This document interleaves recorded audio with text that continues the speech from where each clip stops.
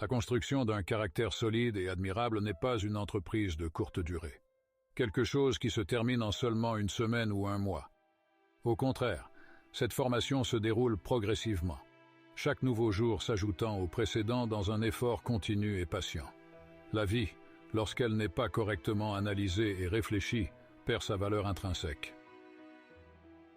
Les réalisations qui méritent vraiment d'être célébrées ne sont pas le résultat de simples accidents, mais plutôt du travail ardu et constant. De même, mes inventions ne sont pas apparues par hasard, mais plutôt après un effort soutenu. Il est souligné qu'il est pendant les moments les plus sombres et les plus difficiles que nous devons concentrer notre attention pour identifier les lueurs qui nous guident. L'homme idéal n'est pas celui qui vit sans difficulté, mais celui qui fait face aux revers de la vie avec grâce et dignité, cherchant toujours à en tirer le meilleur.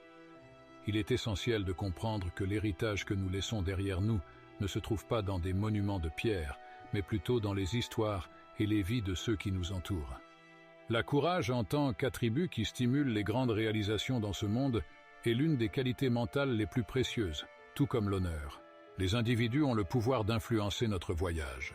Certains peuvent nous aider à prospérer et à évoluer, tandis que d'autres peuvent entraver notre croissance et notre progrès, nous faisant faner.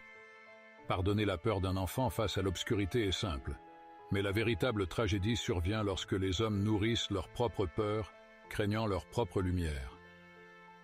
Prendre le temps d'absorber les connaissances et les réflexions présentes dans les écrits d'autres personnes est un chemin sûr vers l'amélioration personnelle.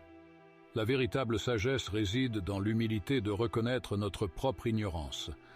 La vertu morale, comme j'ai appris, est le produit d'actions habituelles. Nous devenons justes grâce à la pratique d'actes justes, moderes grâce à des actes moderes et courageux grâce à des actes courageux. Le parcours éducatif peut être amer au début, mais le fruit est doux. Dans un monde agité, il est important d'éviter de tomber dans le piège d'une vie excessivement occupée. Aucun individu ne devrait négliger l'importance de la formation physique, car il est irrespectueux de permettre au corps de vieillir sans explorer sa capacité de force et de vitalité. Il ne suffit pas d'exister, ce qui compte vraiment, c'est de vivre avec droiture et objectif jusqu'à la prochaine étape. Qu'avez-vous pensé des principes stoïciens? J'attends votre avis dans les commentaires ci-dessous. Abonnez-vous à la chaîne et aimez cette vidéo pour en apprendre davantage sur le stoïcisme.